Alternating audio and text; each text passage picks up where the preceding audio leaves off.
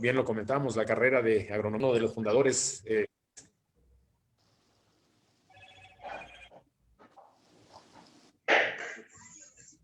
A ver, a la mejor. Bienvenidos los compañeros agrónomos de otros planteles, de otras escuelas. Somos hermanos de la misma carrera. Muy buenos días a todas y a todos. Vamos a dar inicio a esta conferencia magistral que nos va a impartir el doctor Cruz Alberto Uc Hernández, presidente de la Federación de Colegios de Agrónomos de la República Mexicana, Asociación Civil. Él nos va a disertar sobre el papel del agrónomo en el diseño y ejecución de las políticas públicas para el sector agroalimentario. Bienvenido, doctor Alberto Uc. Estimado Jimmy, por favor, si nos puedes hacer una semblanza de la trayectoria del doctor Alberto Uc, por favor.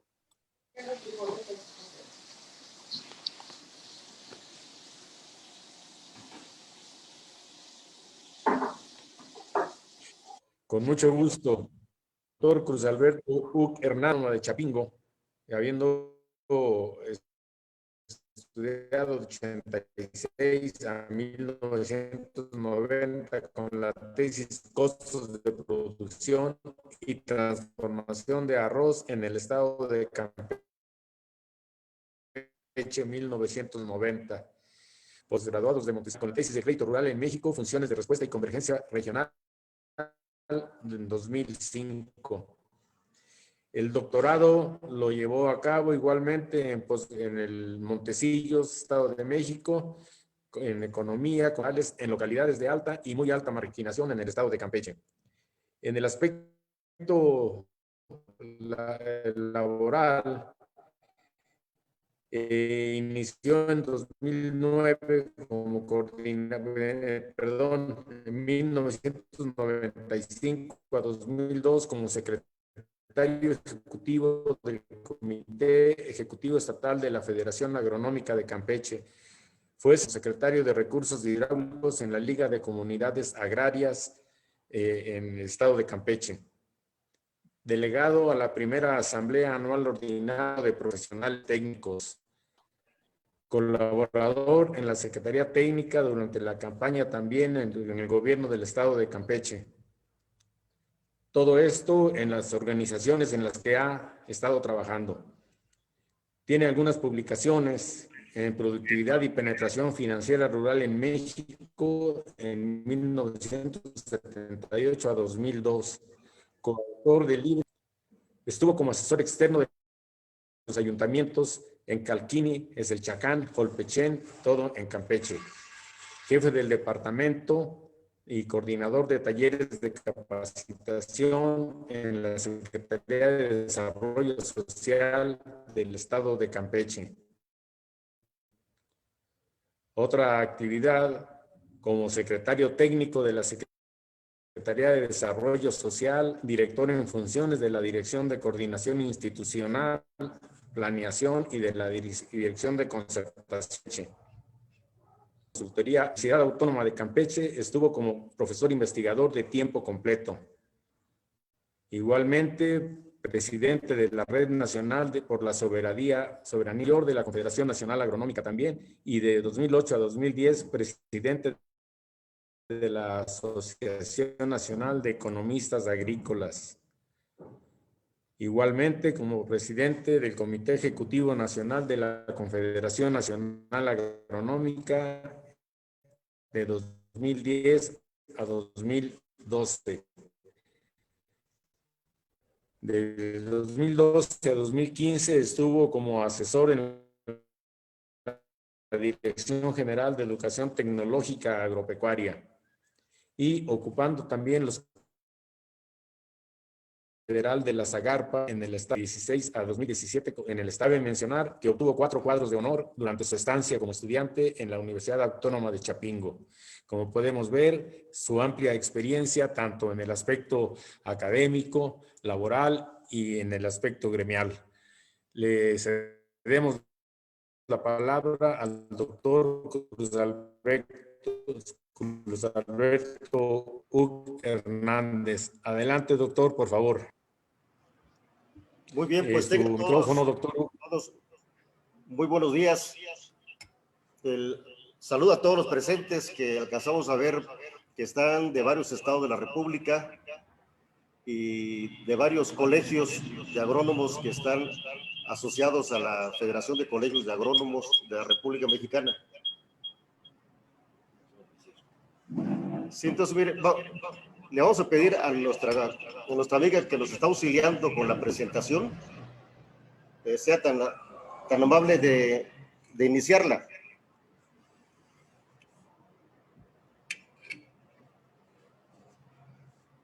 Muy bien, a esta conferencia le hemos titulado el papel del agrónomo en el diseño y ejecución de las políticas públicas rurales. En un primer momento vamos a hablar algunos datos muy duros que hablan acerca de la importancia que tiene el sector y de alguna forma el papel que ha jugado el gobierno en las políticas públicas que se han instrumentado y su efecto, ¿no? Pasamos a la siguiente.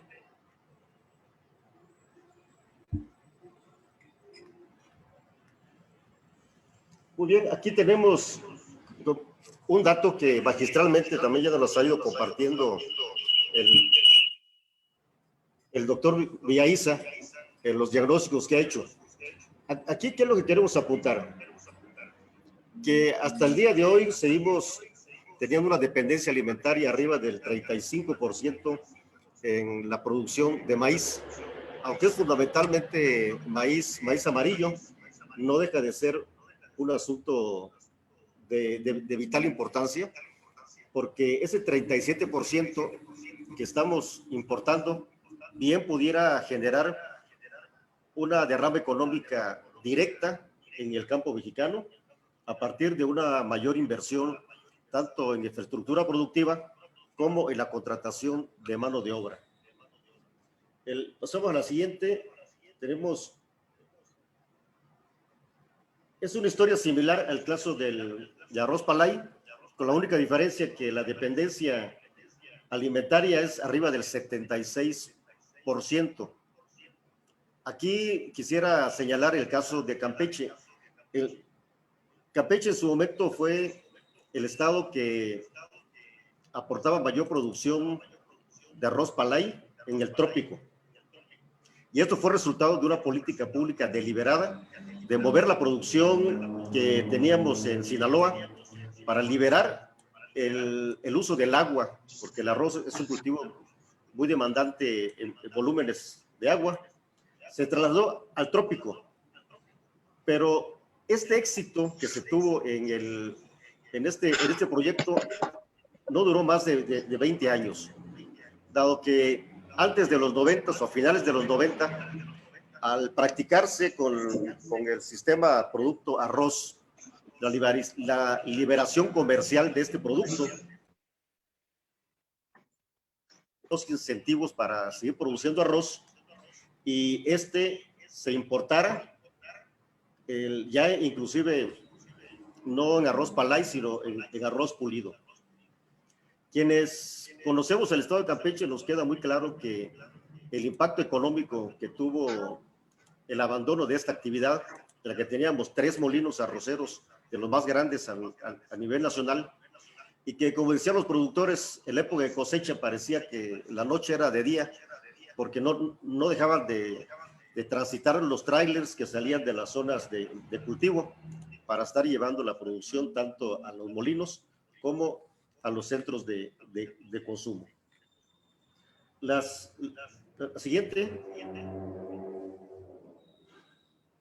es el caso del arroz palay. Luego tenemos el trigo para grano, una producción del noroeste, y nuestra dependencia alimentaria arriba del 56%. creo que la historia que contamos es muy similar. En las zonas trigueras, el potencial productivo para apenas alcanzar a satisfacer la demanda nacional, pues todavía puede crecer prácticamente al doble. Y finalmente tenemos otro cultivo como ejemplo, y pasamos a la siguiente gráfica. Trigo para grano, en el caso de soya, una dependencia del 94%, como una oleaginosa que tiene como un sustituto a la palma de aceite. Nos parece que el día de hoy, en el diseño de las políticas públicas, es un despropósito el no voltear a ver a la palma de aceite, dado que la palma de aceite, además de que no contamina, tiene un nivel de producción de aceite 10 veces más que la soya. ¿Qué quiere decir? Que por una hectárea de palma de aceite estaríamos dejando de producir en 10 hectáreas de soya, con todas las implicaciones agroclimáticas que genera el estar con cultivos anuales, ¿sí? Y los beneficios de contar con un cultivo perenne, como es el caso de la palma. Pero aquí me detengo un poquito porque en el diseño de las políticas públicas es importante la incidencia de todos los actores, es decir, de los productores, de los agrónomos, en este caso, por supuesto, de los funcionarios, pero cuando ningún funcionario y ningún gremio es capaz de levantar la voz para decirle, por ejemplo, al presidente de la República que como un actor fundamental en la construcción de las políticas públicas está convencido de que la palma de aceite es un cultivo que daña el medio ambiente y que genera contaminación. Si no existen voces calificadas que le hagan ver al presidente algo contrario, estaríamos renunciando a nuestro papel de incidencia en las políticas públicas, por ejemplo, en esta materia. La siguiente. En el caso de la leche, nuestra dependencia ha disminuido. Estamos aproximadamente en el 8%. Veníamos de una dependencia mucho mayor hace apenas 3 años, sobre todo con la importación de leche en polvo. Vale la pena entonces investigar qué ha sucedido en el caso de la leche, que se ha logrado abatir sensiblemente la dependencia alimentaria. Pasamos a la siguiente. Bueno, vamos a pasar a la siguiente gráfica porque quisiera hacer una última reflexión en torno a estos datos duros. Sí, aquí lo que estamos mostrando es la evolución del programa especial concurrente como porcentaje del Producto Interno Bruto primario. Y lo que ya veníamos investigando y viendo desde hace ya muchos años. El presupuesto rural, por ejemplo, en el 2002, cuando empezamos a tener un registro del programa especial concurrente, anteriormente nada más tenemos una base de datos de la FAO que nos señala la distribución del presupuesto público en los diferentes componentes, como puede ser la salud, la alimentación, educación y apoyo productivo, infraestructura. Lo que alcanzamos a ver del 2002, por ejemplo, hasta el 2012, que fue el sexenio de los panistas de nuestro país, ciertamente por la acción de las organizaciones campesinas, que año con año estaban haciendo una serie de movilizaciones, se lograron, a pesar de que el gobierno presentaba presupuestos para el campo cada vez más disminuidos, el activismo de las organizaciones campesinas lograban año con año incrementos sustantivos en el programa especial concurrente. Y también la labor de incidencia que se tenía desde la propia Comisión de Agricultura, que como un actor fundamental en el diseño de las políticas públicas, le daba el acompañamiento a esas organizaciones campesinas para que en la mesa, en la Cámara de Diputados, pudiera registrarse este incremento. No obstante, este incremento en el programa especial concurrente, vemos que el incremento en el Producto Interno Bruto agropecuario crece con independencia de que crezca o disminuya el presupuesto al campo. Y en los últimos años hemos visto prácticamente un estancamiento, aún cuando estos datos son en términos nominales. Es lógico pensar que en términos reales ha caído el presupuesto del programa especial concurrente y ha crecido, por supuesto, el Producto Interno Bruto primario. ¿Qué es lo que alcanzamos a leer de esta dualidad? Por una parte, el presupuesto público disminuye y no obstante, el Producto Interno Bruto crece, lo cual estaría significando de alguna manera que el presupuesto público no necesariamente está moviendo la producción agrícola, pecuaria y forestal. Luego entonces, aquí caben una serie de preguntas. Si efectivamente el presupuesto que se destina, la orientación que tiene este presupuesto para el apoyo a los productores, efectivamente está ayudando al incremento de la producción, o como se puede ver en la gráfica, está muy desvinculado lo que sucede con el presupuesto público, porque a lo mejor no está atendiendo los temas de productividad y está atendiendo otros temas como tiene que ver con el asunto de la salud y la distribución del ingreso. En este aspecto me gustaría detenerme un poquito para hacer la siguiente reflexión. Un problema público rural serio en nuestro país y que me parece que se está atendiendo correctamente es el tema de la desigualdad en el ingreso. Un productor que produzca 10 hectáreas de maíz, por ejemplo, que sería lo más barato, tendría que tener un ahorro entre 70 y 100 mil pesos para poder realizar esta actividad, con todos los riesgos que ello implica. Entonces, estos productores, estamos hablando de productores pequeños que tienen una orientación ciertamente preponderantemente al mercado, porque un productor de autoconsumo necesitaría entre 1 y 2 hectáreas para poder producir los alimentos que necesita. Pero aquel productor que tiene arriba de 5 hectáreas de maíz necesariamente tiene que concurrir al mercado. Bueno, entonces, como un enfoque de la política pública el día de hoy, celebramos de que se esté atendiendo el tema de la mala distribución del ingreso, que hace unos años, recuerdo que cuando el doctor César Turrente estaba como director general del CEDERSO, se hizo un cálculo del coeficiente de Gini para el sector rural y nos encontramos que ese coeficiente de Gini estaba alrededor del 0.7, que es una barbaridad en términos de concentración del ingreso. Pero aún asumiendo de que el coeficiente de Gini en el campo es similar al de la ciudad, estamos en condiciones en las que la distribución del ingreso se convierte en el principal obstáculo para el éxito de cualquier política pública que se quiera implementar. Pasamos a la siguiente, por favor.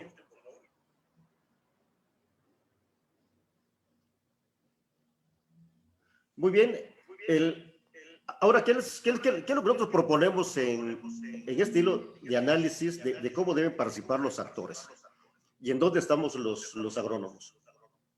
Nosotros identificamos fundamentalmente a 4 actores, asumiendo que el Estado es un actor preponderante, asumiendo que el otro actor es el mercado, el modelo económico, el otro actor son los productores y el otro actor son los consumidores. Lógicamente que en estos 4 estamos hablando de gobierno, empresa, productores pequeños fundamentalmente y consumidores. Cuando detectamos que en el caso del Estado hay fallas en el marco legal, pues tenemos varias opciones para corregir. Uno es tratar de gobernar por leyes, es decir, por ejemplo, prohibir por ley el uso de glifosato. Es una alternativa, aunque no es la más efectiva el gobernar por leyes. Como veremos, necesitaríamos gobernar por planes. porque sería tendríamos un mejor resultado, por ejemplo, si en lugar de que se diga, vamos a poner una ley que prohíbe el glifosato, hagamos un programa que nos permita en 5 años ya no utilizar el glifosato. Entonces, cuando se trata de gobernar por leyes, vamos a tener una serie de fallas, sobre todo cuando el sistema de justicia se tienen algunas dudas respecto a su buen funcionamiento. Bueno, y por otra parte tenemos el mercado. En el mercado decimos, si hay empresas grandes, pues las empresas ponen los precios. Si son empresas que producen los agroinsumos y son empresas monopólicas o oligopólicas, pues claro que en un acuerdo de cártel pueden poner precios que estén por encima de los costos de producción y de un margen adecuado de ganancia para las empresas. Entonces, cuando el mercado falla, necesariamente tiene que participar el Estado. Pero aquí entonces vemos quiénes diseñan las políticas públicas. Por una parte las propone el Estado, ¿sí? Y de alguna forma los limita el mercado, los limita el modelo. ¿Qué otros actores estaríamos viendo? Bueno, los productores, sobre todo los productores pequeños, que es con los que un servidor normalmente ha trabajado. Hasta ahorita no he tenido, yo creo que por formación, no he tenido ni la necesidad ni las ganas de trabajar con las empresas privadas. He preferido siempre promover la organización, porque el problema fundamental lo alcanzamos a ver con los pequeños productores. Pero estos pequeños productores entran a este modelo en donde el Estado y el mercado están en un equilibrio entre ellos, pero que ponen en desventaja a los demás actores. Y en circunstancias de desorganización, los productores compran caro, venden barato y no tienen acceso al nuevo conocimiento. Pero ahí no para la historia, porque, bueno, pues se trata de los productores. Pero ahora pongámonos del lado de los consumidores. Los consumidores, al estar comprando productos en un mercado en el que obviamente las reglas del juego, en la construcción de las políticas públicas, no participan, entonces el consumidor es un tomador de información de lo que sucede en el mercado. Si los insumos son caros, pues tendrá que aceptar que los productos del campo que lleguen a la ciudad sean caros. O el gobierno tendrá que aceptar que hay una distorsión en el mercado de los insumos y tendrá que buscar la forma de subsidiar el consumo de todos los mexicanos o de un segmento para que esta falla de mercado no se traslade al consumidor final de los productos. Pero entonces, aquí la gran pregunta, si el Estado tiene monopolio, como pareciera, en la construcción de las políticas públicas, y el mercado tiene una barrera enorme que impide que el Estado pueda ejercer a plenitud no solo la propuesta, la ejecución, implementación de las políticas públicas, sino que queda en total indefensión los productores y consumidores. De tal manera que la propuesta que vamos a hacer al final de esta disertación, pues tiene que ver con el papel que tienen que jugar, en este caso los agrónomos, ¿sí? En este contexto en el que hasta el día de hoy no tenemos un espacio en el cual podamos incidir para transformar. Pasemos a la siguiente, por favor. Bueno, si nos muestran lo que aparece ahí en esta diapositiva, porque seguramente estaba, bueno, de esto ya platicamos de manera particular en el tema de políticas públicas. Les recomiendo a Aguilar, Astorga y Lima, que son, en el caso de Aguilar es casi campechano, un gran experto en el diseño de políticas públicas, porque vale la pena que estemos muy enterados de cómo se construyen las políticas públicas y cómo podemos participar. Bueno, ya parte de esto ya lo habíamos comentado, o sea, sí se puede gobernar por leyes, pero también se puede gobernar por planes. Y cuando se trata de una dinámica en la que los procesos se van cada día mejorando por el desarrollo de la investigación y el desarrollo, y voy a regresar al tema del glifosato. Si el glifosato que está muy satanizado el día de hoy, y que se está utilizando a nivel mundial este producto.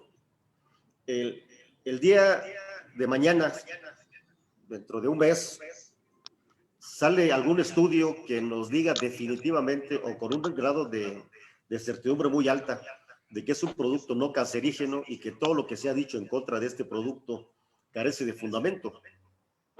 Nosotros ponemos en una ley el no uso del glifosato y se demuestra hacia adelante de que los principios que dieron origen a esta ley no se sostienen. Tendríamos que regresar a un proceso legislativo para decir que nos equivocamos y que siempre sí se puede utilizar. Y entraríamos en una controversia porque entonces entran otros elementos de carácter político que pudieran estar entorpeciendo. A diferencia de que gobernábamos por planes, en el que dijéramos, bueno, con un afán de que las cosas sucedan mejor en el campo, y dado que hay pocas alternativas el día de hoy para el combate de malezas de manera tan eficiente, bueno, pues vamos a trabajar para que en los próximos años estemos abandonando poco a poco el uso de glifosato a partir de la nueva información que se va generando. Y eso, cuando se habla de procesos, por supuesto que es mucho mejor gobernar por planes que gobernar por leyes. La siguiente.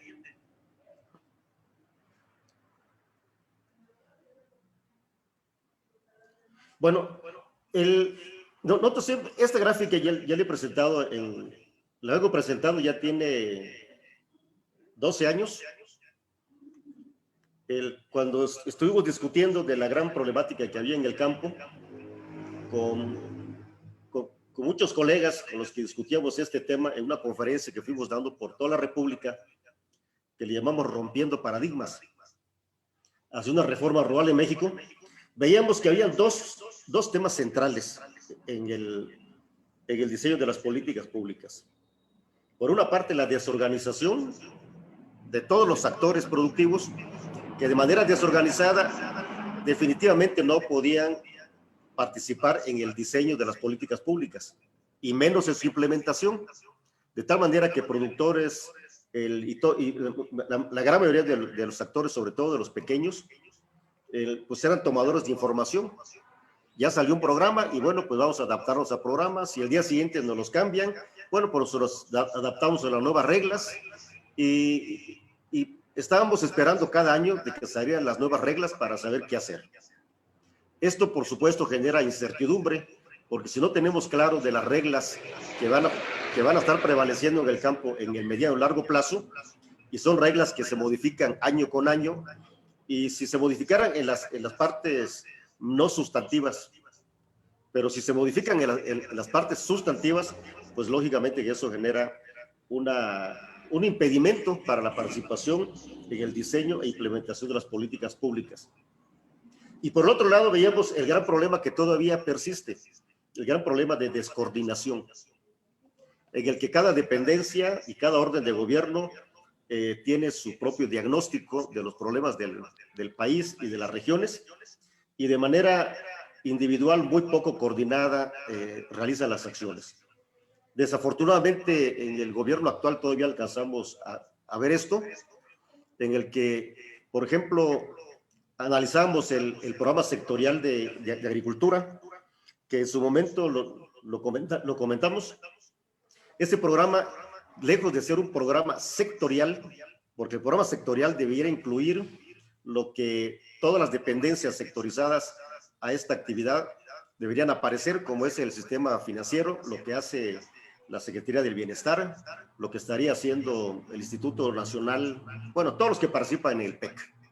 Y en el programa sectorial que se publica, es un programa que tiene todas las características de un programa institucional de la SADER, por lo que allí hay una falta muy importante en el diseño de las políticas públicas, porque al no estar totalmente coordinadas todas las dependencias, pues es lógico que el sistema financiero va por su lado, Bienestar va por su lado, la SADER con lo que tiene también va por su lado, los institutos que tienen que ver con el tema de los pueblos indígenas también harán lo propio, de tal manera que en un escenario en donde hay una desorganización de los actores rurales y hay una descoordinación extrema en la administración pública federal, estatal y municipal, pues es lógico que los resultados esperados de estas políticas públicas en el campo, pues son de desaliento y son de mucha incertidumbre.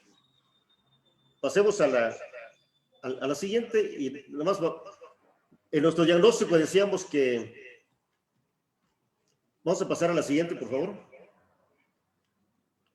A la siguiente, entonces, nosotros decíamos, bueno, el tema, bueno, son dos temas centrales, decíamos, la desorganización y la descoordinación. Pero es muy importante que entonces empecemos a identificar cuáles son los grandes temas, cuáles son los principales problemas públicos rurales. Y también identificar quiénes son los actores que tendrían que participar para incidir en que se reconozca como agenda de gobierno esos problemas públicos rurales, porque no necesariamente los problemas públicos rurales los tiene que atender el gobierno al mismo tiempo, ni tampoco el gobierno puede ser el que tenga el monopolio de proponer de cuáles son esos temas públicos rurales. El problema público rural que nosotros proponemos y que hasta el día de hoy no vemos que se reconozca como tal, es el tema de la organización social productiva. Y aquí volvemos al tema de cómo incidimos para que se reconozca a la organización social productiva como un asunto importante. Cuando el presidente de la República dice que no quiere absolutamente nada con las organizaciones del campo, genera una gran confusión porque se piensa que las organizaciones que tradicionalmente se habían dedicado a gestionar recursos y que estaban más en la gestión que en la producción, son igualitas o similares a las organizaciones que están en el campo y que se dedican a la producción. De manera particular, nosotros hace 3 años, cuando empezábamos a ver estos cambios, empezamos a promover un movimiento de formación de cooperativas. Y cuando llegamos a promoverlo en el estado de Chiapas y Campeche y Tabasco, particularmente con los productores de hule, de Tabasco, los productores maiceros de Campeche y productores de ovinos en el caso de Chiapas, la reflexión que hacían los productores, bueno, ustedes vienen a promover la organización cuando el presidente ha dicho que no quiere nada con las organizaciones. Y el tratar de explicarles a la gente de por qué una organización gestora es diferente a una organización social productiva, pues nos ha llevado más de todo lo que va de este gobierno y no alcanzamos a ver que se reconozca este tema. El otro asunto que decíamos como un gran problema público, pues es la coordinación interinstitucional como los grandes ejes. Entonces, ahí hablamos de que tenemos que incluir como un problema público el que efectivamente garanticemos la gobernanza en el medio rural y urbano, porque son tantos asuntos graves que hay en el medio rural que pareciera que es más seguro vivir en el medio urbano que vivir en el medio rural a la luz de la inseguridad que se vive en amplias regiones de nuestro país. Por supuesto, la duplicidad de acciones entre los órdenes de gobierno, la pertinencia de lo que se hace, ¿no? En el tema educativo es un asunto muy importante porque, por ejemplo, en el diseño de las políticas públicas se ha premiado que se incremente a lo mejor la calidad, pero más la cobertura y la inclusión de las mujeres en el sistema educativo. Y nos hemos olvidado de la pertinencia. Recuerdo que esto que estamos comentando lo platicamos con el doctor César Turrent, al que le mando un saludo, porque en el caso de las instituciones que tienen que ver con el campo, pues la pertinencia tiene que ver con que lo que se aprenda en estas escuelas esté alineado con las necesidades laborales de los lugares en donde se está impartiendo esta educación. Y no únicamente tener cobertura. En su momento se desplazaron a los cebetas poniendo más telebachilleratos y olvidando que la educación tecnológica pues es la base de la economía para poder fortalecer la mano de obra calificada. Bueno, y los otros temas de la agenda pública que proponemos, pues es analizar el mercado. O sea, si hay un problema de concentración del ingreso, bueno, hay una política pública que el día de hoy se está implementando a través de dar los subsidios de manera directa, que son subsidios al consumo, pero que deberían llamarse como tal, porque el que escondamos un subsidio al consumo como un subsidio a la producción, pues nos puede llevar a cometer el error de pensar que por el hecho de que le estemos dando transferencias a los productores, eso va a permitir que haya un incremento en la producción y productividad.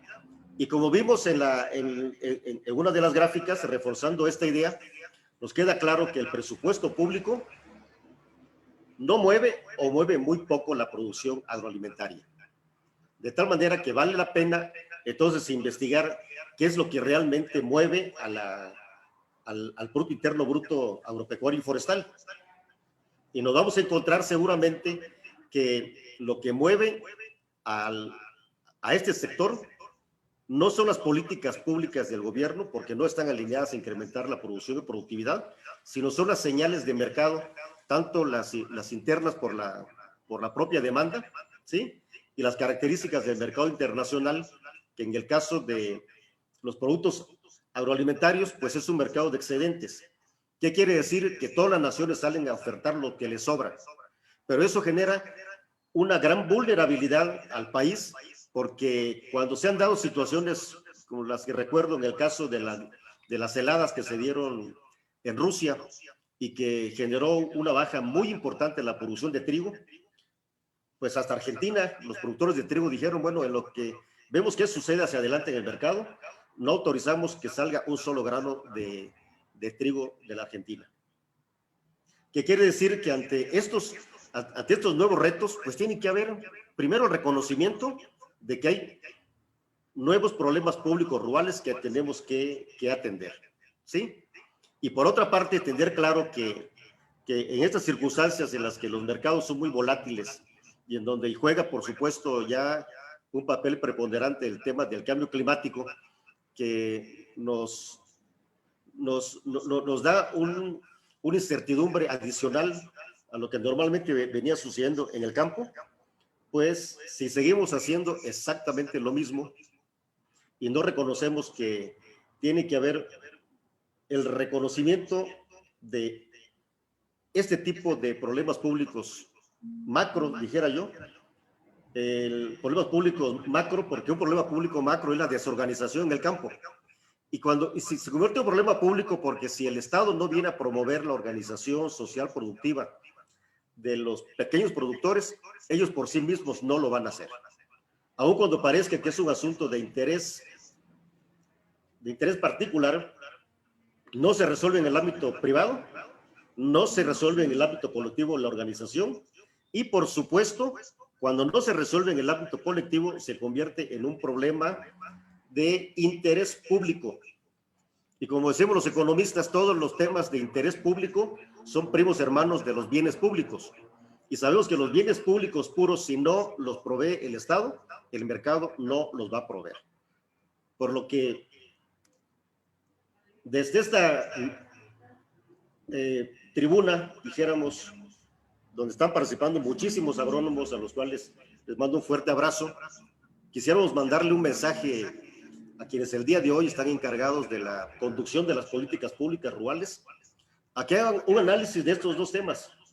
¿Qué impacto tiene la falta de organización social productiva en los resultados esperados de la política pública agropecuaria? ¿Y qué impacto tiene la descoordinación que tienen los tres órdenes de gobierno y al interior de los órdenes de gobierno en el impacto que deben tener las políticas públicas? Continuamos, por favor.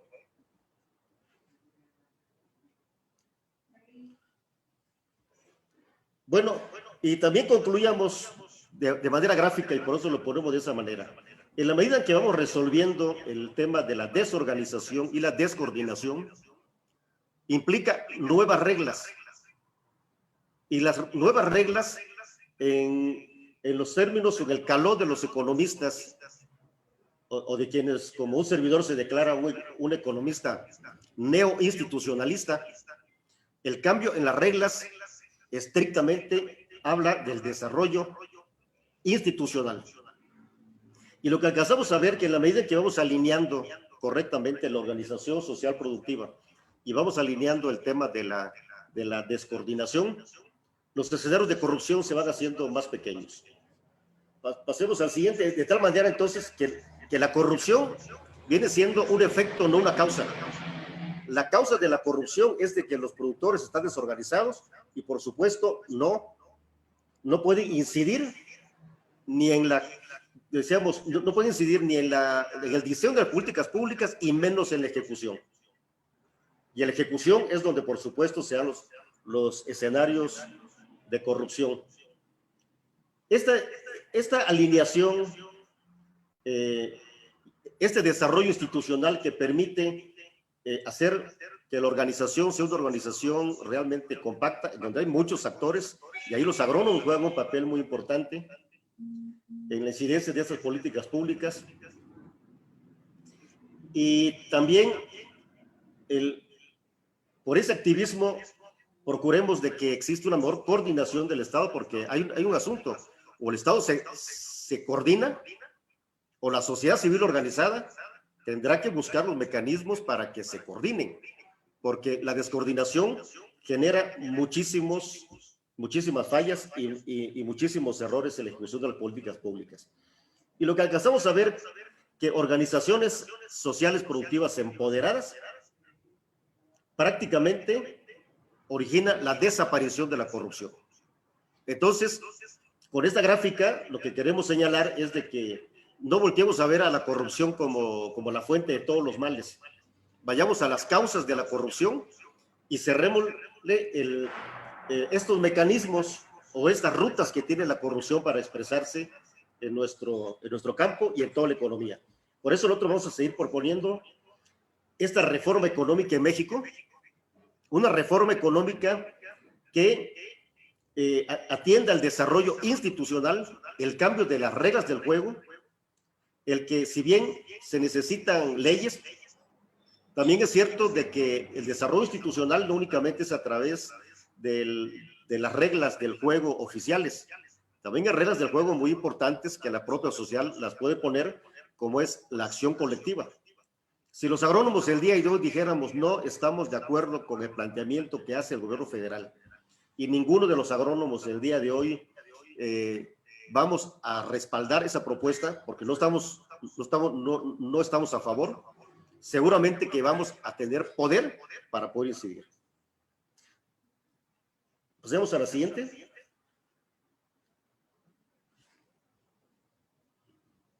Muy bien, miren, aquí finalmente queremos recalcar una propuesta que hemos trabajado con muchísimos colegas, porque decíamos, los agrónomos tenemos dos opciones: organizarnos para incidir, para transformar las políticas públicas en el campo, como poníamos en nuestra exposición cuando les invitamos a esta conferencia, o seguiremos haciendo ejercicios estériles porque no inciden en las políticas públicas. A mí no me cabe la menor duda de que este magnífico evento realizado por la Federación de Asociaciones de Egresados de Chapingo, y que está abierto, por supuesto, a todos los agrónomos y actores rurales de nuestro país, es una aproximación muy valiosa y muy valiente para poder dejar en claro de que hay nuevas vías, hay nuevas formas para poder enfrentar los problemas del campo. Sin embargo, aún con todo ese éxito que yo aplaudo, y por eso estoy dando esta conferencia, quisiera señalarles que los agrónomos, que también estamos desorganizados, no estamos aprovechando las ventanitas que la propia ley nos permite para que este ejercicio de diseño de políticas públicas e incidencia en su ejecución la podamos ejercer. Entonces, hace 2 años, hace 2 años, iniciamos este ejercicio de crear la Federación de Colegios de Agrónomos de la República Mexicana, y con 2 objetivos: el desarrollo institucional de la Federación de Colegios de Agrónomos de la República Mexicana, llevarla como está el Colegio de Contadores Públicos, que para mayor referencia entren a la página del instituto, que es de su Federación de Colegios de Contadores, y podrán ver la gran cantidad de acciones tan relevantes que se pueden realizar de manera colegial. Y el otro objetivo muy importante es devolverle precisamente a la sociedad civil organizada la capacidad de interlocución para la construcción de las políticas públicas rurales. Esos fueron los dos objetivos que nos movieron a un grupo muy importante de agrónomos en todo el país para contar con una institución que tiene toda la intención y que, por supuesto, vamos a procurar seguirla desarrollando, ¿no? Pasemos a la siguiente.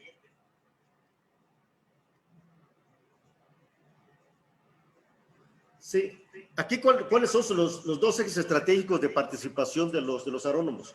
Porque mire, han habido muchos intentos y aquí aprovecho a hacer una reflexión que nos las han pedido en las redes sociales.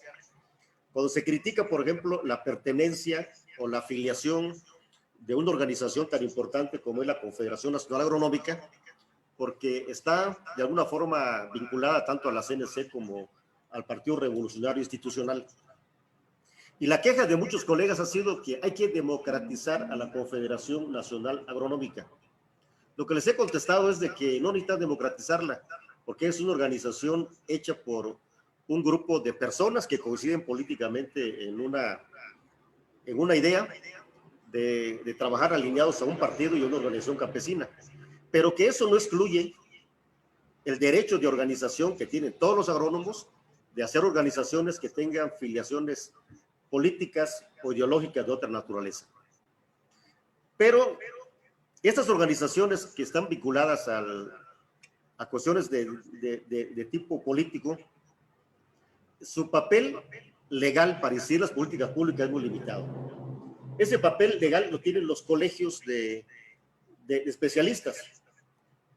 De tal manera que lo que nosotros proponemos es de que efectivamente los colegios, que no la Federación de Colegios, que la Federación de Colegios es una entidad, como todas las federaciones, que únicamente coordina de alguna manera o facilita una serie de acciones para que los colegios puedan realizar su acción sustantiva, que es el vigilar y cumplir cabalmente con los preceptos del artículo 50 de la ley reglamentaria del artículo 5º constitucional relativo al ejercicio de las profesiones. Y si ustedes entran a leer qué es lo que nos dice este artículo 50 de la ley reglamentaria, pues nos dice que los colegios son las entidades que preferentemente asesoran a los 3 órdenes de gobierno, que tienen la facultad de poner los aranceles que se han de cobrar en las diferentes actividades que realizan los especialistas, que son los colegios los únicos que pueden inscribir a los peritos que serán los únicos válidos para poder utilizarlos en cualquier tipo de controversia. El poder opinar sobre los planes y programas de estudio que se realizan en las diferentes instituciones.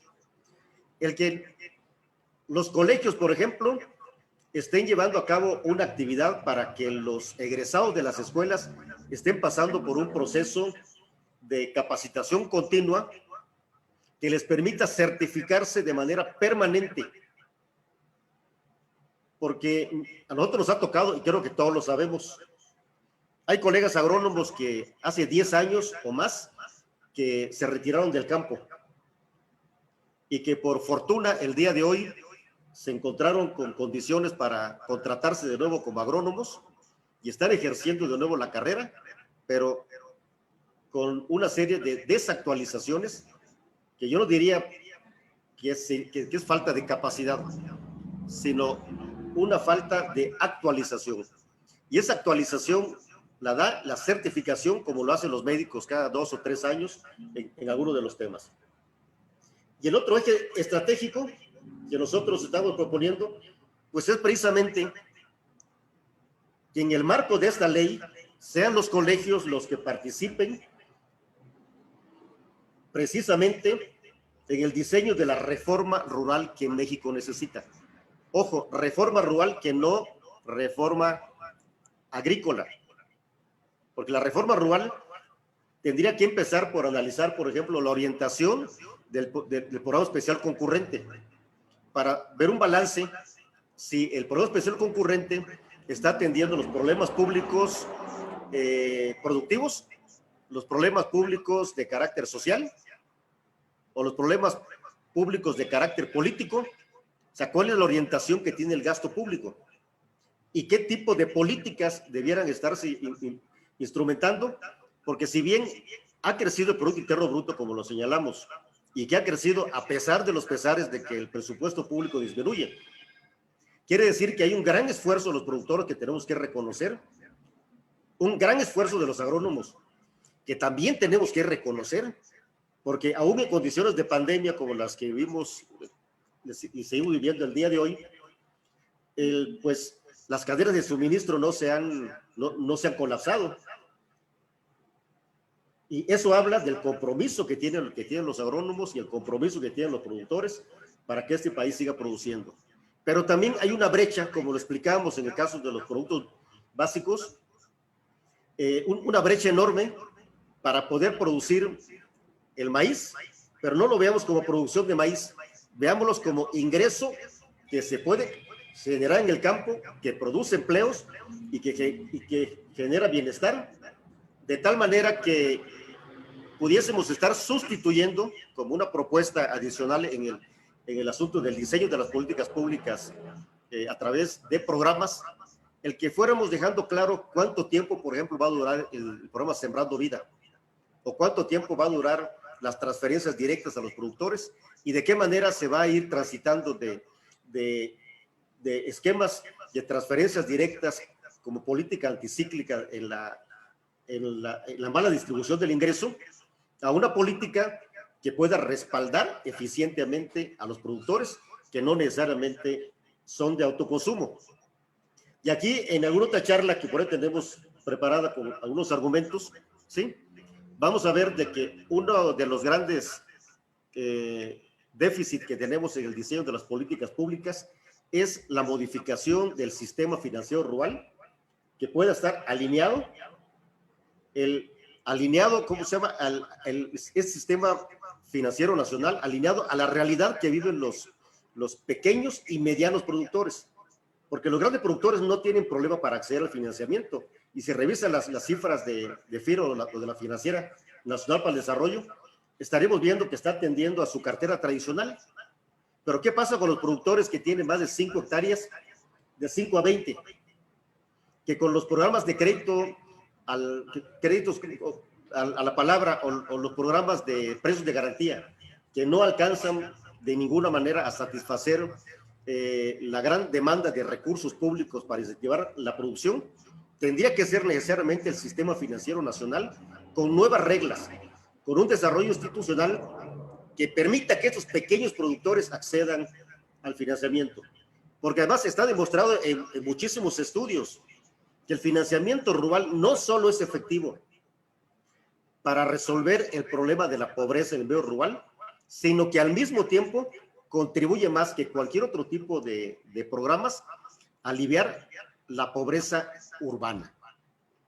Porque los grandes cinturones de miseria en las grandes ciudades en gran medida están alimentadas por la migración del campo a la ciudad, porque en el campo no encuentran las condiciones para desarrollarse. Pasemos a la siguiente.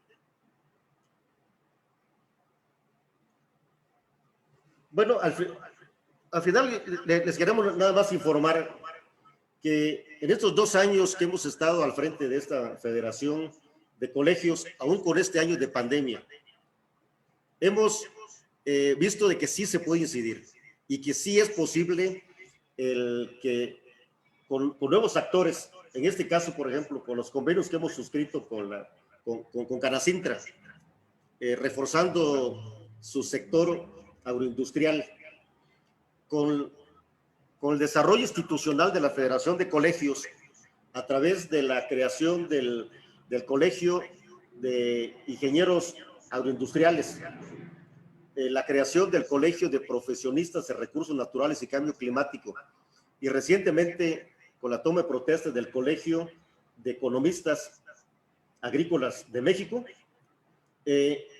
estamos tratando de mostrar en los hechos de que el camino para poder incidir en las políticas públicas es mediante la organización alineada a la ley reglamentaria del artículo 5º constitucional en materia de profesiones, porque ahí nos da perfectamente bien el marco legal para poder incidir. Bueno, entonces, ¿cuáles son los retos que tenemos los agrónomos? Que no la Federación de Colegios, que como decíamos, la Federación únicamente estará coordinando, estará motivando para que los colegios de los estados de la República y los colegios de especialistas concluyan con la parte que les toca, que es el lograr el registro ante profesiones, y podamos, con todas las de la ley, llegar a proponer como colegio cuáles son las orientaciones de política pública que los agrónomos de México y de los estados, con independencia de filias y fobias políticas, porque los colegios no tienen nada que ver con partidos políticos, se esté ofertando el conocimiento y la buena voluntad de muchísimos agrónomos talentosos en todas las materias agroalimentarias, y que el día de hoy aún no tenemos una institución colegiada que permita hacer eso. Es cuanto quería comentarlos, y pues bueno, siempre estaremos a sus órdenes para seguir trabajando estos temas que nos parecen de fundamental importancia.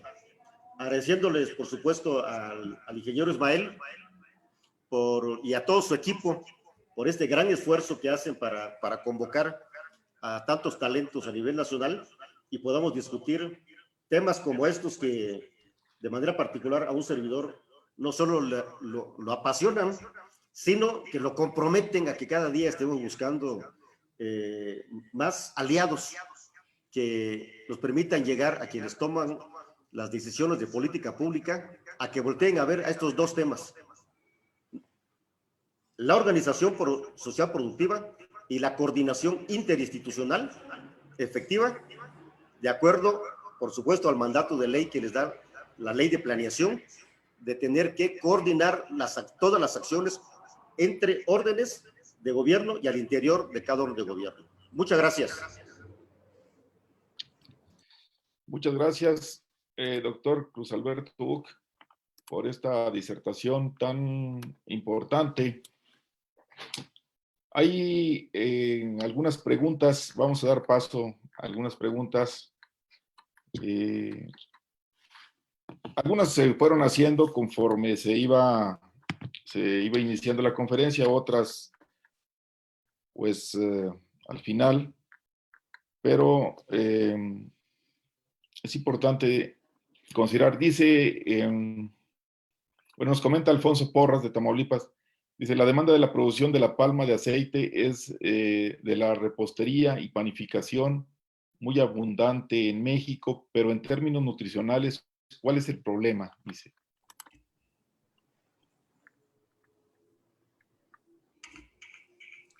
¿Vamos dando respuesta?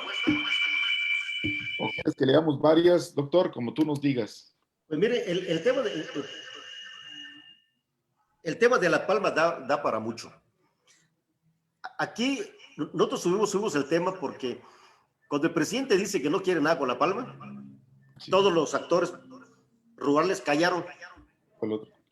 Pero vayan a preguntarle a los productores que tienen más de 60,000 hectáreas en Chiapas, como 30,000 en Tabasco y una cantidad similar en Campeche, que son cientos de familias que dependen de esa actividad, cuando el presidente ya les dijo que no, pero además desinformado, porque la palma de aceite, en términos nutricionales, yo no sería la persona idónea para defenderlo, pero lo que sí puedo señalar es que si estamos importando más del 90% de la soya para aceite, para el consumo humano en México, y estamos importando más del 80% del aceite de palma de aceite, entonces mi conclusión es: si lo estamos importando de todas maneras, si estamos importando el aceite de soya transgénica.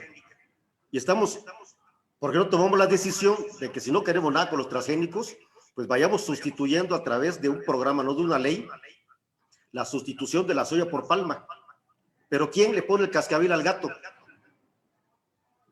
O sea, ¿quién tiene el valor de decir al presidente de que es todo un error? Y que esto se convierta en un llamamiento al secretario de Agricultura, al secretario del Bienestar, al secretario de Economía y a los órganos que tienen que ver con todo el tema agroalimentario, de que por lo menos se debe abrir la discusión y no dar por un hecho de que una afirmación esté orientando toda la política pública nacional. Doctor, la contador público Lucila dice si la Federación de Colegios pertenece a algún partido político. Sí, mire, la Federación de Colegios de Agrónomos no pertenece a ningún partido político, ya lo señalábamos.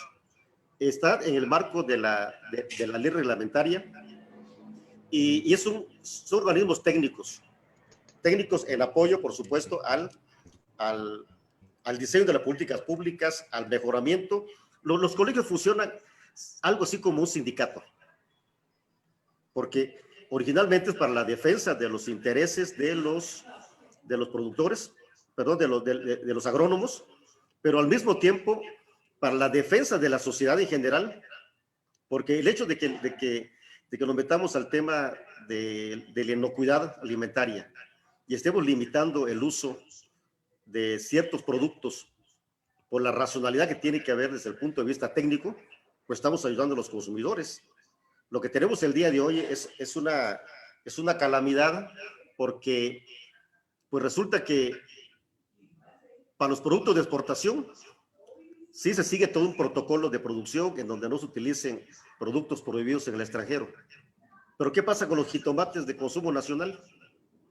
A mí que me digan si los tomates que se consumen a diario en la central de abastos vienen sin residuos tóxicos por haber aplicado un producto un día antes de que llegue a la mesa de los mexicanos. Entonces, no podría tener ningún tinte partidista de acuerdo a la ley, y si lo queremos desarrollar, pues tiene que ser de esa manera. Gracias, doctor. Hay, desde luego, felicitaciones, hay bastantes comentarios. Rogelio Castillo dice, en países donde se trabaja palma de aceite se registra pobreza en esos países. Eso comenta Rogelio Castillo. Hay otros comentarios. Por allí una pregunta de Samuel Sánchez, dice, entonces, si no hay presupuesto público, ¿seguirá habiendo producción? Él dice que él asocia el presupuesto público con la producción. Él pregunta. Sí, efectivamente, bueno, para cerrar nada más el caso de La Palma. El problema de La Palma es cuando se adopta un enfoque 100% empresarial, en donde lo que se busca es que Las Palmas produzcan más de 30 toneladas por hectárea. Pero si el enfoque es de fortalecimiento del empleo y del ingreso de la gente, eso nos lleva a manejar sistemas agroecológicos La Palma, de tal manera que un productor que tenga hasta 10 hectáreas de palma ya se convierte en un productor de clase media, porque La Palma te está generando 22 empleos por hectárea. Con 10 hectáreas tienes 220 empleos, con lo cual prácticamente ya generaste un empleo permanente, además de los indirectos. Bueno, y el otro tema que es algo que nosotros estamos sugiriendo en el análisis de la información, efectivamente, el presupuesto rural no mueve la producción, crece el Producto Interno Bruto. Lo que hay que entrar a ver es precisamente qué es lo que está moviendo el Producto Interno Bruto. Y nos vamos a encontrar, porque tampoco es algo que no sepamos. Los productos que tienen un aporte bastante fuerte en el Producto Interno Bruto, en el caso de nuestro país, pues son las berries, son las frutas, el aguacate, el maguey para la producción de tequila y la cebada para la producción de cerveza, a lo mejor. Pero ¿qué sucede con las otras? Si nosotros quisiéramos que en lugar de crecer al 1.4% anual en el Producto Interno Bruto, generáramos una derrama importante de empleos, pues ahí están estos productos como la soya, el trigo, el maíz, que poníamos como ejemplo, el arroz, que puede generar una cantidad impresionante de empleos en este país. Y seguramente que una orientación del gasto público de esa manera estaría teniendo un impacto muy relevante en el Producto Interno Bruto. El día de hoy, eso no sucede. Comenta Fernando García, el glifosato está más relacionado en lo que se refiere a su daño, con la falta de adiestramiento en su uso, aplicación, limpieza de equipo y calibración de equipo. Efectivamente. Es más cancerígeno el aire contaminado por refinerías. Sí, o sea, aquí hay una controversia. Lo importante es abrir la discusión. Y son los colegios de agrónomos los que deberían abrir esta discusión para que los expertos sean los que hablen sobre esta temática. El comentario que hace el colega nos da pie a comentar lo siguiente. Otra de las características de los colegios es que debieran también estar trabajando, de acuerdo a la ley, en el diseño de las competencias laborales rurales.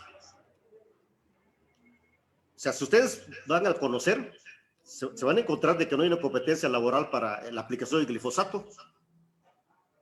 Nosotros hicimos un convenio con la Red Iberoamericana de Educación y Liderazgo RIEL, precisamente para que a través de la Federación de Colegios procuráramos acercarnos a hacer un centro de evaluación y certificación de competencias laborales rurales. Muy bien. Hay otra pregunta. Bueno, te felicita Miguel Ángel Paz May y dice, ¿cuál ha sido o cómo considera el balance de la Federación de Ingenieros, de la Federación de Colegios, en cuanto a su función de asesoría a los gobiernos previos al presente sexenio? Bueno, para empezar, la Federación de Colegios de la República Mexicana, que un servidor representa, se fundó en el 2019. Sí, entonces llevamos 2 años, un año de desarrollo en algunos temas, y un año de pandemia, pero creo que los colegios, tanto de especialistas como de los estados que están asociados, están trabajando a un ritmo que quisiéramos que fuera mayor. Y aprovecho a invitar a nuestro colega Bas May a que nos ayude a generar una organización similar en el estado de Yucatán, porque hasta donde tengo entendido no existe un colegio que esté cumpliendo la función.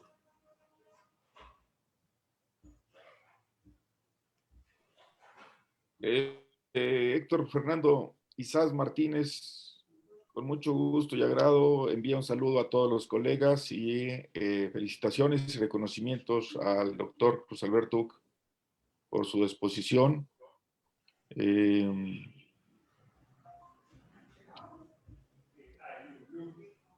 Aquí tenemos de Mario Méndez, dice, un buen programa de extensionismo puede potencializar la organización social productiva, es decir, ¿cómo hacerlo? O sea, pareciera que todos coincidimos en que la organización económica de los productores, la organización productiva de ellos es la estrategia más adecuada para que esto salga adelante, pero aquí Mario Méndez de Sinaloa nos dice, bueno, ¿cómo hacerlo? Él plantea que a través de un buen programa de extensionismo. ¿Tú cómo la ves, doctor? Bueno, mira, en el 2009, un servidor estuvo como coordinador de la Comisión Legislativa del Consejo Mexicano para el Desarrollo Rural Sustentable. Ahí establecimos una serie de principios, invitamos a mucha gente, y la conclusión era de que se tenía que orientar el presupuesto público hacia este tema. ¿Qué es lo que sucedió? En el 2010, si ustedes recuerdan, el 2008 específicamente, se logró que aparecieran reglas de operación el programa de extensionismo rural, un programa que fue impulsado desde la Confederación Nacional Agronómica. En ese tiempo ahí estaba su servidor. ¿Qué fue lo que sucedió? Que hicieron exactamente lo mismo. Dijeron, programa de extensionismo rural, pero va a ser igual al PEAC, igual al CINDER, igual al PESPRO, porque nada más los contratan durante 6 meses, les pagan cuando quieren, o sea, con una serie de limitantes que, por no reconocer que la principal labor de un profesionista en el campo, con los pequeños productores, pequeños y microproductores, es un proceso de educación no formal para adultos.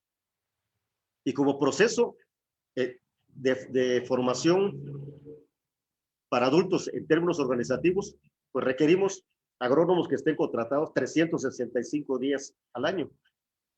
Y yo aprovecharía esta pregunta, porque yo les diría de una buena vez a la gente de la SADER, contraten de manera permanente a los agrónomos, denle las condiciones laborales que se requieren, porque el agrónomo se requiere durante todo el año, no nada más durante la etapa de preparación del suelo y la cosecha.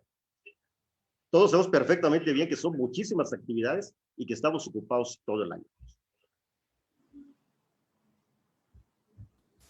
Preguntan si tendrás algún comparativo entre el coeficiente, en lo que se refiere al coeficiente de Gini entre del sector, en nuestro caso, y en relación con los países desarrollados. No, por supuesto, mira, nosotros hicimos una proyección hace algunos días, que es parte de otra conferencia que por ahí traigo, ¿sí? En donde hacemos un análisis de si quisiéramos parecernos un poquito, por ejemplo, a Noruega. Haciendo lo mismo, nos faltan 88 años. Eso en el caso de que Noruega no se mueva. Necesitamos algo así como 105 años para acercarnos un poquito a lo que en algunos temas está haciendo Francia. Con Estados Unidos estamos más cerca, a 45 años. ¿Pero qué quiere decir? Que si nosotros quisiéramos resolver el problema de la distribución del ingreso con políticas públicas tradicionales de atención a la gente en el campo, pues nunca vamos a alcanzar a los países con los que estamos compitiendo. Por lo que se tiene que reconocer, hay que voltear a ver lo que hizo España. Lo he repetido en infinidad de conferencias. España, para poder ingresar a la Comunidad Económica Europea, le exigieron que ponga orden en su campo, porque estaba así como México, peor, y tuvieron que desarrollar a los colegios, que eso es parte también de lo que vale la pena. Si los colegios no se pueden desarrollar, aún cuando es un problema de interés colectivo, yo les pediría que el gobierno reconozca como una parte de la organización la parte de los colegios, como se hizo en España. Eso llevó a que España, pues el día de hoy, digamos una zona como Almería, que ha crecido enormemente, y creo que ya lleva más de 60,000 hectáreas de invernadero. Cuando tenía 15,000 hectáreas de invernadero, se veía como algo impresionante lo que se dio en Almería. Pero vayan a ver la gente que trabaja, los técnicos, cuál es el proceso de capacitación que llevan, el reconocimiento que tienen que tener de sus colegios, y ha llegado a conquistar espacios laborales, como el hecho de que para hacer un hotel, por ejemplo, tiene que estar un perito agrícola para el manejo de las plantas y animales que están dentro de los hoteles. Así como se exige que un arquitecto firme todo el trabajo cosmético, o un ingeniero civil firme toda la parte estructural, un agrónomo tiene que firmar el uso de plantas y animales al interior de estos centros. Entonces se puede. ¿Cómo no, doctor? Pues muchas gracias. Hay muchas felicitaciones, también hay comentarios de diverso tipo, preguntas prácticamente ya no tenemos. Los comentarios están ahí a la vista de todas y de todos. Vamos a pedirle al doctor si tiene algún último comentario. Yo quiero decir que pues tenemos... Vamos a hacer también una vez tenemos en Zoom un número bastante importante, de 140 personas conectadas en Zoom y otros tantos en Facebook Live. Tenemos pues un público bastante amplio, de tal manera que pues felicidades, doctor, también. ¿Algún último comentario? Porque estamos por cerrar esta importante conferencia. Pues hacerles la invitación y que no se escuche como un comercial de la Federación de Colegios. Si gustan, olvídense de la federación. Ustedes alíñense y hagan sus colegios en los estados, porque las facultades de la ley son a los colegios estatales, no hay colegios nacionales. la ley es muy clara, por lo cual yo les invito a que sigamos en esto y por supuesto si un servidor puede participar con alguna información que tenemos para que desarrollen sus colegios, estamos por supuesto a la orden y lo vamos a seguir haciendo porque estamos convencidos de que esa es la ruta. Si queremos que el campo mexicano salga y resolvamos grandes problemas como los que hemos señalado el día de hoy, y estamos hablando de que un problema central es la organización social productiva, pues vamos a empezar con nosotros. Si queremos promover la organización en el campo y no hay una organización correcta de los agrónomos, pues evidentemente que el tiempo va a pasar y vamos a tardar mucho más en conseguir nuestros grandes objetivos. Esos serían mis últimos comentarios. Doctor Muchas Cruz, gracias. doctor Cruz, Sí. Gracias. mire, le está hablando al ingeniero Tiburcio de la Cruz de acá de Toluca. Muy bien, Tiburcio, a tus órdenes. Mire, nosotros aquí en el estado, la Confederación, el Colegio de Ingenieros Agrónomos, pues está desde que estaba el ingeniero Hermes Noyola, no sé si lo alcanzó a ubicar. Por supuesto que sí.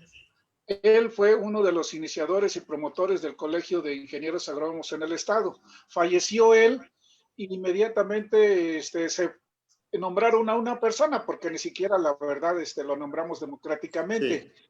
Sí. Fue el ingeniero Jaime Segura. Que paz descanse. Y que en paz descanse. Tiene un año que falleció, meses. Entonces, nosotros en ese colegio, la verdad no sabemos qué hacen, cómo lo hacen, porque no ha funcionado aquí en el estado. Y ahorita, pues está acéfala, no tiene representante. Y tengo entendido que también el presidente de este colegio estatal tiene un periodo. Y, sí. Sí, y en este caso, el ingeniero Jaime Segura duró muchos años. Y les aseguro que si el ingeniero Hermes Noyola no hubiera fallecido, a lo mejor hubiera tenido otro rumbo, pero pues tampoco se sabía cuándo se iba a nombrar otro presidente, porque él también decía que ya no podía y que eran muchos compromisos. Pero yo tengo esa duda, ¿cómo podemos ahora reactivar este colegio? Pues mira, ¿Quién lo tiene que hacer? ¿Quién lo tiene que hacer? Pues mira, si tú te apuntas como promotor, adelante. Entonces, porque mira, la ley permite que hayan hasta 5 colegios por especialidad en cada estado. Entonces, no se pelee por uno que es el colegio tradicional. Digo, el ingeniero Jaime Segura Lascano, que paz descanse, fue un gran amigo, siempre nos distinguió con su amistad y sus buenas consideraciones, pero ese no es el colegio que requiere nuestro país. Y esta discusión la hemos elevado a otros niveles, como es el detalle del Colegio de Ingenieros Agrónomos de México, que efectivamente es un colegio muy tradicional que se funda en 1946, pero que dejó de cumplir su función, ¿sí? Pero nadie nos impide. Pueden haber 5 colegios y si tú te animas, por ahí, por favor, que te pasen mis teléfonos y mi contacto, y llegamos uno y no nos peleemos con los que existen. Con uno que se ponga a trabajar, seguramente que vamos a obtener resultados importantísimos. Ok, muchas gracias, colegas, compañeras, compañeros. Vamos a terminar esta reunión agradeciéndole esta conferencia, agradeciéndole al doctor Cruz su participación. Vamos a hacer gracias, doctor, muy amable. Vamos a hacer un receso de 2 minutos para poder hacer enlace con nuestra siguiente conferencia. Les pedimos que nos acompañen. El ingeniero Carlos Valdés Sandoval, director general de Acción Forestal y presidente de la Comisión para el Desarrollo de la Tecnología Forestal de la Asociación Mexicana de Profesionistas Forestales. Él en unos minutos estará con nosotros. Vamos a hacer un break de 2 minutos para hacer enlace con la transmisión de Facebook Live. Esperamos nos acompañen. Muchas gracias. Muy bueno.